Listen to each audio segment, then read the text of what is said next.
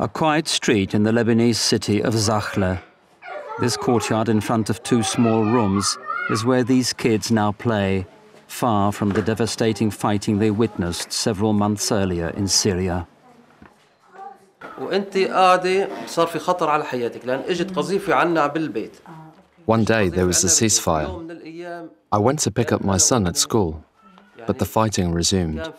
There were bodies in the street. It was almost impossible to get back home. That is when I decided to leave Syria and take my family to a safe place. Wishing to stay anonymous, the former businessman hopes to return to his home and regular life when the fighting stops. Drawings made by his 7-year-old son are a witness to a tragic conflict which has escalated into chaos. In March 2011, following mounting anti-government protests across Syria, the ruling Ba'ath Party deployed its army to silence the unrest. The protests soon evolved into a violent rebellion, which the forces of President Bashar al-Assad have since sought to extinguish. The bloody conflict has claimed more than 70,000 lives and caused millions to flee their homes. The conflict in Syria is so complicated, and nobody would like to say that there's civil war. The opposition wants to say that it's fighting for democracy. Government is saying that they are fighting with terrorists because there are so many terrorist acts over there. Syria is playing a very important political role. Russia, Iran, Saudi Arabia, America, for many countries, they have their own interests over there. It's a proxy war. And unfortunately, for this fight, these poor Syrian people are paying a very, very high cost.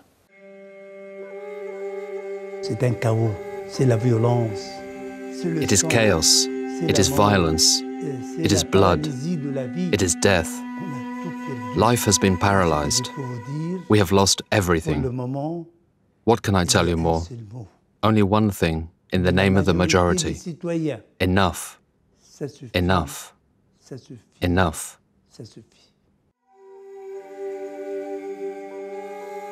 Christians have been living in Syria since the 1st century.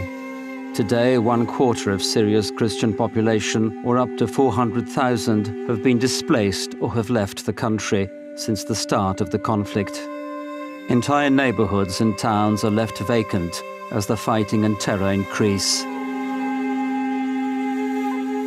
This young family fled to Beirut, Lebanon, fearing for their lives. After bombs started hitting their Damascus neighborhood, they felt increasingly threatened, also because of their faith.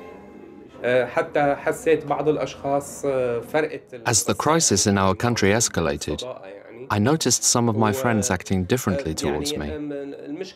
The problem is, the Christians, in the eyes of the opposition, stand on the side of the regime. Conversely, in the eyes of the regime, we are blamed for not taking sides. The truth is, we don't want to take sides. The Christians simply want peace for Syria.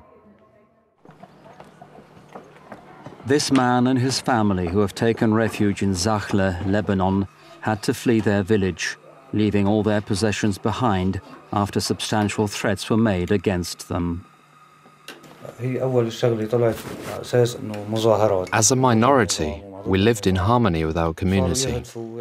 When the rebels arrived and the fighting started, one day they came to our house and asked us to leave, threatening us that if we didn't, they would kill us.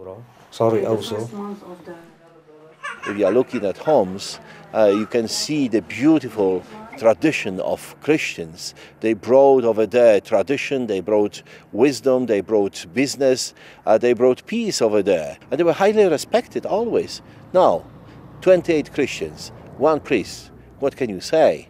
Christians are being targeted. They are kidnapped, they are asking for ransom, incredible ransoms. You can never imagine to pay.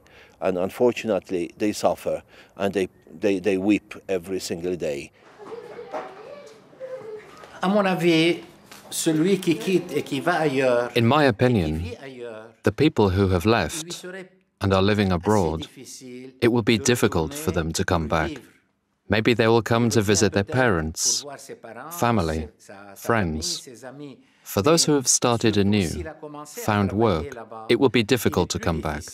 It is my hope, however, that they will come back. Now, before anything, our people need love and devotion. They need material support as well.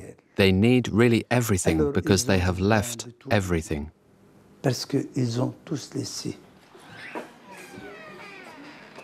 These people, they are asking very hard questions as Christians. Why we are suffering? We are good people. We are not violent people. God is punishing us for what? These questions will be always asked by them, and we have to help to find answer for that. And we have to think about the future. The war, and I believe it will not last forever. We have to give them hope.